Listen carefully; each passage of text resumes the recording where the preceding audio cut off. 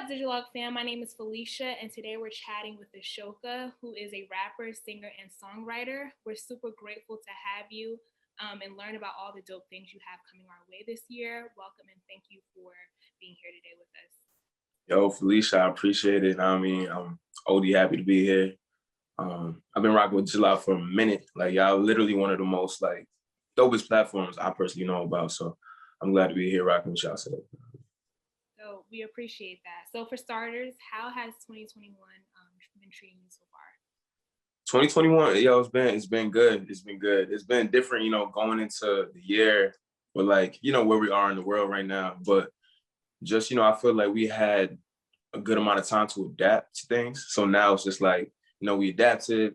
We see how we got to, moving forward. So, just trying to, build out the year, start off on a strong note, and just, try to make it a great year no matter what. You know what I'm saying? Yeah, we're kind of just going with the flow at this point, but like you said, we're going through it. So for those who may be unfamiliar with your background, how did you actually get started in music? So, all right, that's a long story. It's a funny story, but I haven't really got to tell it to a lot of people, so I'm gonna definitely, give y'all that exclusive. But so I started doing music. I was going to Temple University. I was studying like kinesiology, something completely unrelated to what I'm doing now. You know what I'm saying? But I kind of, always had a strong passion for music. Growing up, like I was, especially in high school, I was more like a connoisseur. Like I'd be on all the hip hop blogs. Like I'm the one that would put my friends on to like J. Cole or Drake or Big Sean, like when they were first, getting their feet wet. Like that's the type of kid I was. So by the time I got to college, I kind of just, started experimenting with it on my own. I would just be like on the low, like a lot of my friends didn't really know. And I would just be recording little voice notes, playing with instrumentals. So one day, I was like, yo, let me just play something for my boy. And I played something for my boy, and he was like, yo, like, this is actually good. Yo, like, you got something here, you know what I mean? And I was like, that definitely just helped me get that confidence, keep practicing with it. And then, oh man, I forgot what summer this was. It might have been summer 2013, 2014. But I went to Carabana in Toronto. And it was funny because, back then, we was college students, we was all broke. So like we just kind of rented out like a room in someone's house, not even like the whole Airbnb or nothing like that. And then this is at a point where I was still at this moment in my life, I was kind of, playing around with the music, making voice notes. But I just kind of need something to get me over that hump to, really take it seriously. Right. And then, yeah, so at this point, we go to Carabana, you know what I'm saying? For some reason, this Airbnb had either the request got dropped or declined 3 times in a row. But I don't know why we just stuck with this Airbnb. We just kept trying. And eventually they accepted us. So we get there, get to the house. And lo and behold, the house is literally full of, it's like a collaborative kind of creative house with different roommates where there are photographers living in there, videographers, artists, songwriters, engineers. And that's just completely by chance, you know what I'm saying? And they had a studio in the basement. So me just happening to go to this Airbnb was the first time I ever was exposed to a studio. And like I said, I was just holding down a room in the house for that time that I was there. So, just by chance, by fate, they ended up embracing me, everyone that lived there, and kind of just saying yo, why don't you get in the studio? If you, you say you rap. And then, we was kind of, we was there on vacation, but it just turned into vacation, but we're really just kind of really so intrigued by the fact that there's a studio and we're working on music. And that was my first time in the studio. I recorded a few songs, and that was my first time getting that, confidence and validation from someone, outside of my friends and people living there saying yo, yeah, she dope. You got something here. And they were just yo, if they lived in Toronto, I live in New York, and they're yo, if you want to work, we just think you really have something. We're down to, just engineer, make beats for you, help you out, get things started. And I think that was just, that kind of motivation I needed to, get over that hump, take things seriously, getting that confidence and validation from someone, that wasn't just, my group of friends or whatever it was. So, it was really just a thing of chance and fate. That's why I really believe in things align and stars align and everything happened for a reason. So the fact that, I just stumbled upon this Airbnb full of creatives with a studio in the basement when I'm trying to start doing music, it was just the perfect timing. And then literally after that weekend, I never looked back. And yeah, that's really how I got started with music. Wow. So you talk about like this unconventional moment of just feeling like you're falling into place with music. Yeah. Can you share like what your upbringing was like? Like what early influences did you have? Like, you know, did you have strong music? I mean, strong ties to music, or what was your upbringing like? Yeah, I think, it's funny, like, I kind of didn't realize how much my upbringing did influence like my musical, just like persona and just history, because, there's one time where, as an artist, I was going through media training and they were asking me all these questions that it was almost like, they're trying to get to know me, trying to pull certain things out of me. And, it was almost started to become like a therapy session, you know what I'm saying? When they're asking me all these deep questions, trying to get into my mind and things like that. And they started pulling all these things from my past that I didn't even realize, like, you know, it would just seem so natural because it was all happening. But things like, just the fact that my dad would always be playing CDs. He had all these records. He had all these vinyls and like things that I wasn't paying attention to. They just seemed very second nature, things like that. Things like, I did piano lessons. I played the trumpet for years. I played the trumpet from like fifth grade to high school. Um, I would I actually did rap a little bit, like just with my friends. Like, we had a little MySpace music page and all that back in like those days. So I was like 11, 12, rap, making songs. And, I started uncovering these memories. Like, like I remember when, 50 Cent is a rapper that really got me into hip hop. I remember writing his lyrics like they were mine, or like trying to like download his instrumentals and just write lyrics. But like these were all things that I kind of didn't, they were all really second nature. I was just doing them, you know what I'm saying? Right. So just looking back, like I just see that trail of just, music was always constant in my life in some way or another. So, I'd say like, I feel like I just always had a natural passion for it, not even realizing. And, in terms of my upbringing, like influences, like, I'd say my biggest one that I connected with the most as like a child was Michael Jackson. That's someone who my dad would just play all the time. That's someone who like we had the cassette and the VHS with all his music videos on it, you know what I'm saying? And I actually do like to this day hear some of the influences, and certain things he would do that like I kind of just do like naturally, like certain ad libs, like little mouth sounds he used to make that weren't really like actual words, but he would just make sounds. Yeah. Things like that, that kind of stuck with me. And yeah, just really looking back and realizing like, music has just always been a real constant throughout my life, one way or another, whether I realize it or not. Right. And so you had that like strong foundation that, you later realize like, yeah, like this does play a big part in like who I Yeah. am today. And then you also went to Temple University. Did they have any like outlets for artists on campus? And if so, like were you a part of those outlets? It's funny because I really didn't really rediscover my passion for making music until close to my senior year. Like it was like probably my junior year where I kind of started playing around with it. Then my senior year is when I like really cemented my feet and like, nah, this is what I got to do. And which made it even crazier because you get all the way to your fourth year where you're supposed to kind of on this trajectory to do something else. But that's how strong the belief and the passion for it really was. That I was like, nah, this is really what I got to do in my life right now. You know what I mean? This is where I feel like God's pointing me. This is where I feel like the stars are aligning to. So yeah, I mean, I'm sure there were some outlets, different programs, stuff like that. But being that I didn't really get into it till like, the end of my college career, I didn't really utilize too much. But yeah. And what was it like being in Philadelphia? Because you're from New Yeah. York, you're this New York artist, but you're also starting to kind of like Yeah. get your feel in, but you're in a whole nother state. So what was that like? Yeah, so although I didn't like necessarily use like the college resources in terms of Temple U, like doing anything music that they were offering, I definitely use a lot of things that were in the Philly area, and it was kind of funny because I'm from New York, but it was just an interesting time being in Philly. So it's like really I was considered like a Philadelphia artist. You know what I'm saying? Like Right. everyone I was meeting in music they see me being from Philly. Like everything I was doing in music, I was in Philly at the time. I started my whole first year of my music career in Philly. So it was actually kind of funny because people are calling me a Philadelphia artist, and I'm like, damn, it's kind of strange. I'm from New York, but at the end of the day, I am living in Philadelphia. You know what I'm saying? Yeah. But one thing I would say, the first and foremost is Yeah, I'll never forget some of the best memories I had, doing open mic almost every single week in Philly, you know what I'm saying? Like I remember my very first show was in my hometown, Rockland County, New York. And I remember before that show, I did open mic like every single week, like to the point like they started knowing me. Every when I was coming back, they already started knowing like, what vibes I was about to give off when I get on stage. And I think this was on South Street, like I think the spot was called Dobbs. I think it's might be closed now.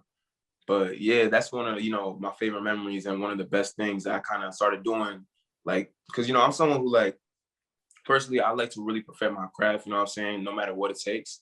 So I'm like, yo, like no one really knows who I am right now. I mean, I'm going to these low key open mics, but I was going out there performing like I'm on tour. You know what I'm saying? Like that's the type of work we put into those open mic sets. Like we were getting mixing the background tracks. We were practicing, rehearsing, like when really open mic is like rehearsing, you know what I'm saying? Right. But yeah, it was really just, practice doing open mics every week, you know what I'm saying? Trying to really get our feet wet, trying to, just practice, get comfortable on stage, get comfortable with the microphone. And another thing, another group I really want to shout out is, Rec Philly. Rec Philly, showed a lot of love to upcoming Philadelphia artists. And when you're a new artist, especially when you just started, like you need that confidence. You need someone to, give you that push. You need someone to believe in you. And, that's a collective that believed in me as well as, some other artists as well. And, it's funny because I always felt like New York was missing something like that, like a community for upcoming artists and just a real organic community for upcoming artists. And it's funny because I feel like the close thing, actually, I think what is that is really the Digilogue, you know what I'm saying? So that's why I really rock with y'all and got a lot of love for the Digilogue. But Rec Philly, that's definitely something that, they had these networking meetings, they had shows that, they would pick upcoming artists. Like I performed at a Rec Philly show before. And Philly, it was real fun starting off in Philly, especially, Philly being a small city, real organic community, you know what I'm saying? So like as an upcoming artist, you get to know the scene very quick. And I'm sure like it's like that everywhere, but Philadelphia is a little, it's kind of a lot smaller than New York really, but Philadelphia was somewhere, I feel like it was a great place for me to start, and for me to get my feet wet, for me to practice, for me to, meet people, network. So by the time I moved back to New York, I was kind of, already, a little more comfortable with myself as an artist and a little more confidence, put myself out there in front of this, big market and shit like that. Right. And so earlier you talked about, the Airbnb and kind of like being in a spot where it kind of like reignited your passion for music. But tell me, what was a pivotal moment where you decided that you would pursue a career in music like full time? What was that moment? Yeah, I think honestly, like, it's funny because I really do feel like Airbnb moment was that moment for me. I feel like certain things, like the stars just aligned too perfectly, like the way that it just happened, it just really felt like fate. It really felt like something that didn't happen by accident. Right. And I'm a spiritual person, so I believe things happen for a reason. I believe that God sends us signs, points us in certain directions. Mm-hmm. And not only was that happening at the same time, but a friend of mine, the friend I actually went down with, at that same time, I'm doing that as an artist. And just so happened that same weekend, he gets called in as a volunteer to work a music festival. So, he's kind of getting to this point where it's like he by random got called to, work this music festival, be around a lot of great managers in the game, managing superstar artists and all this kind of stuff.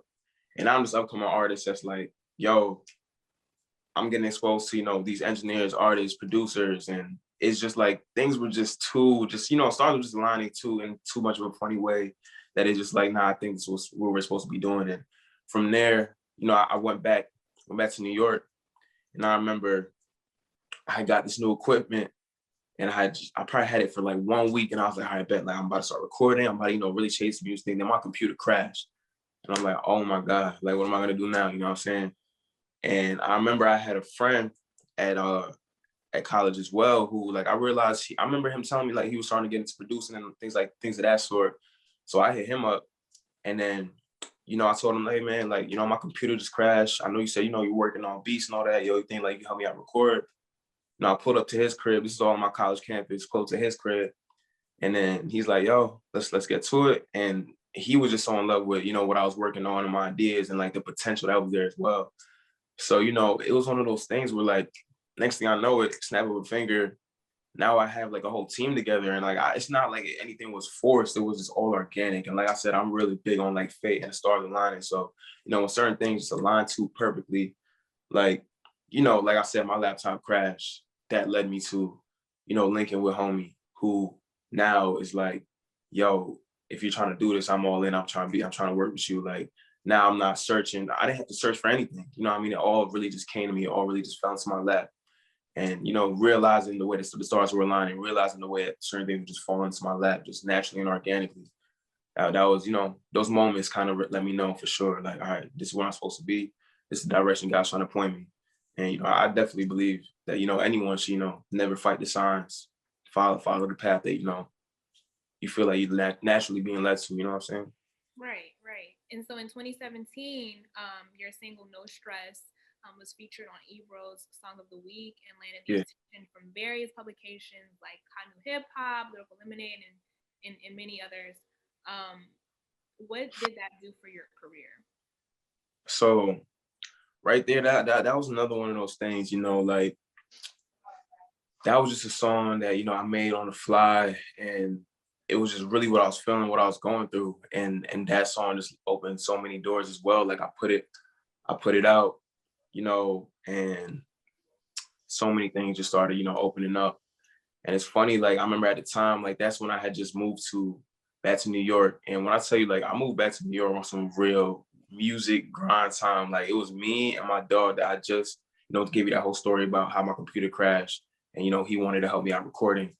We moved into this 1-bedroom apartment, fresh out of college. Then we split the living room into 2 bedrooms, wow. Made the bedroom a studio. And, we were just grinding it out. He found a part-time job. I remember I had a part-time job. I was doing deliveries at this point. So like, I'm really just grinding it out, like trying, pay the rent and get my older music. And, we did 6 months of that. 6 months of that. And, I put out No Stress. And I remember like it was yesterday, like I remember I was coming home from a delivery. I was just hopping on my computer just to see how the song was doing, how No Stress was coming out, how it was coming along, what's the reviews going on out here. I saw it got posted on Hot New Hip Hop, so I wanted to see, okay, what's the comments looking like, all that kind of stuff. And I was maybe chilling on my computer for about 5 minutes, and then I got reached out to by A&R, you know what I'm saying, who said they wanted to sign me. So, No Stress is something that brought up my first deal as well, you know what I'm saying? Like it's just opened that door. And that's another one of those things where it's just like where I say things shouldn't be forced, they should all happen organically. And just like, what I'm saying, like I'm really just coming home from like doing delivery and 5 minutes later, like, I'm getting this call about No Stress saying like, yo, we want to sign you, things like that. So, No Stress definitely opened a lot of doors and definitely, pushed me in that direction to, develop into the artist that I am today, you know what I'm saying? For sure. And so last year you put out an album called Through the Fire. Tell us more about this project and what's the significance of that title? Yeah, so Through the Fire was like such an important project to me. It's my debut EP. And, we put a lot into that. We put a lot into that. I think before I started really making that project, I was kind of, I was signed to a deal, and it was more so a developmental type of situation. Mm-hmm. So for that whole time, I was developing as an artist, learning the game and just learning, myself and figuring out my sound, all those kind of things. And, I ended up parting ways with that label. And from then it was like, okay, I have all this knowledge. I'm a little bit more developed. I kind of know myself. I know my voice. I know who I am. So that was kind of a pivotal moment for me to, really make the music that I felt like I was supposed to be making, and I was happy with making, and all those kind of things. So from there on, I was really just working until, putting out singles, just really trying to, get the traction going and build up the buzz. We got to a point where it's like, okay, cool. Like, I think it's time to drop this project. So, we were really working on Through the Fire. And at first I didn't really have the title Through the Fire. They had the title Through the Fire until I made this song called Through the Fire. And the significance of that song was just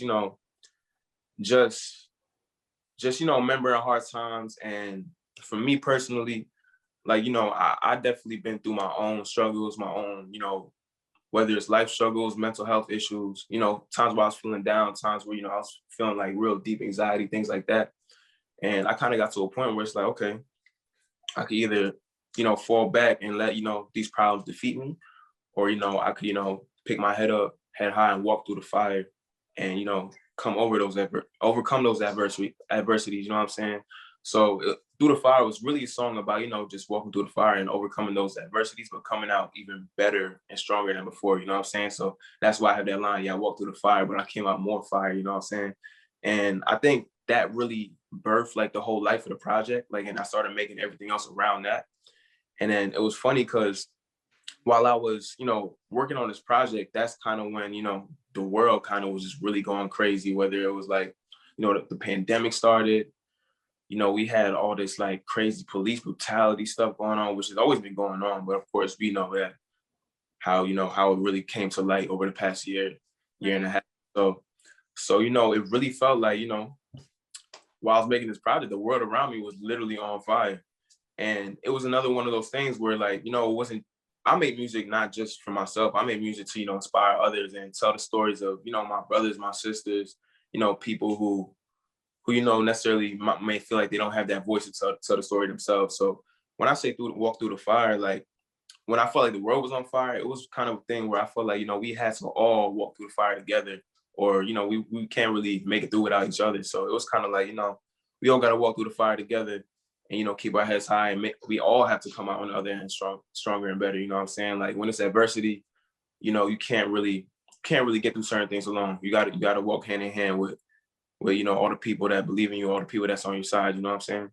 So that's kind of how Through the Fire came to light. You know what I'm saying? It was not only me feeling like I came these adversities and, you know, came out better and stronger, but more so like realizing the world was on fire, and the only way that we were gonna get through it is if we all walk through the fire together. You know what I'm saying? Head high. So and while all this was going on, I was still recording Through the Fire. You know what I'm saying? So it was like, you know, a whole world around Through the Fire that was, you know, that kind of, you know, came about. Yeah, and you know, it's funny that you mentioned that. I was gonna ask, like, was it easier or difficult, you know, working on a body of work while so many other things were kind of happening in the world? I think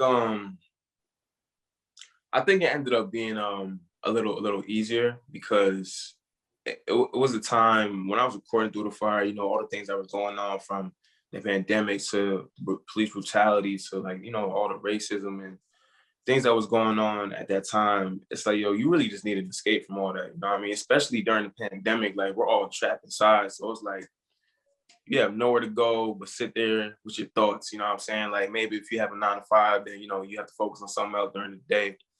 But, you know, it's a time where I feel like a lot of people needed that escape. And, you know, I feel like I'm blessed enough to have music as an outlet.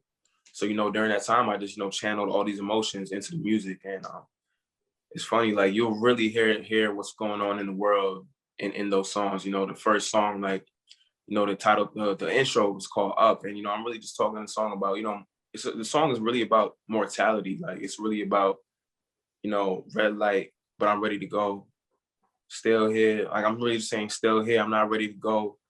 And one song and I'm immortalized, and just certain things like, you know, just appreciating life and realizing how much life is really, you know, not to be taken for granted. Right. And then we have a song like Through the Fire where, you know, I'm really just talking about my personal issues, but my personal adversities that I came over and how I walked through the fire and came out better and stronger. But we're at a time where we all have to do that, you know, collectively. And then there's also the song, you know, the outro Fireworks, where it's like, I'm not sure if you live in New York, but there was a period of time where there's fireworks going off every single night. You know what I'm saying? And lo and behold, those fireworks that you hear in the track, I didn't put those in. Those were coming right I think outside that my was window. everywhere though, because I remember like most like people from everywhere were like, "What's up with the fireworks? Like, Yeah, what does this exactly. signify?"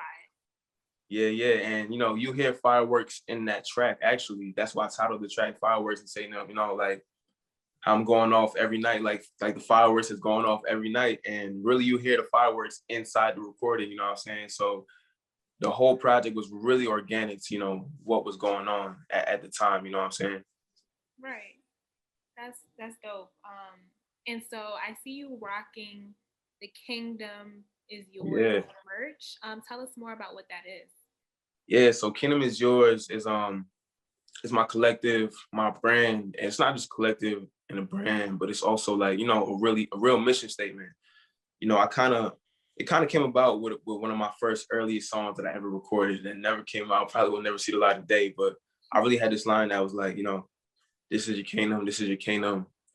If you want it, say it like you mean it. If you own it, say it like you mean it. You know what I'm saying? And that kind of ended up, spiraling into like an actual mindset where it's like, kingdom is yours to me really means that, no matter who you are, no matter where you start, even if you start from the mud, you got to really envision yourself at the top as like king and queen or whatever realm you really want to conquer. You know what I'm saying? And you can't just envision yourself as that, but you really got to embody that, even though you're not there yet. You gotta assert yourself like you're king and queen of whatever you really want to be king and queen of. You know what I'm saying? So, I just want to, push that mindset to people who feel like, maybe they may not have the confidence to chase a certain goal, chase a certain dream, because this mindset kind of helped me get over that hump or that fear of chasing a dream or chasing a goal while I'm like, already envisioning that it's mine, from the very beginning. So, for a while it was just, the team, it was just kind of like my backing, but with the pandemic, definitely gave people a lot more time to focus on things that they maybe have not had the time to focus on. So the pandemic did give me and my crew and my team the time to, really sit down, turn it into an LLC, get the logos all printed out, and, get the brand official. So Kingdom is Yours. You know what I mean? We got the merch available at kdmisyours.com. And, definitely look forward to a lot of new merch and new designs coming out in 2021 for sure. Yeah, so I see that you've already kind of started the year off strong. You have your merch. You've been releasing new music and visuals. What other things or what other projects do you have coming our way in 2021? Yeah. So I got my first new single dropping. I want to say next month. We've been working on it. We've been, getting the mixes right, getting the artwork right. So I'm really excited to, start rolling out new music because I really haven't put out new music since I, put out my EP Through the Fire this past summer.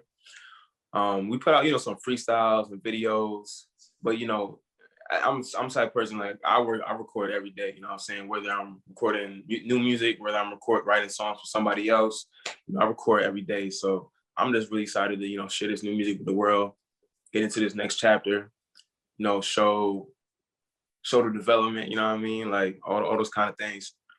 But aside from that, we've been working on new videos. Like, last night I was actually shooting a video for Somebody's Daughter, which is one of the tracks of Through the Fire EP. Probably one of my favorite tracks for sure. And I was out to like 4 a.m.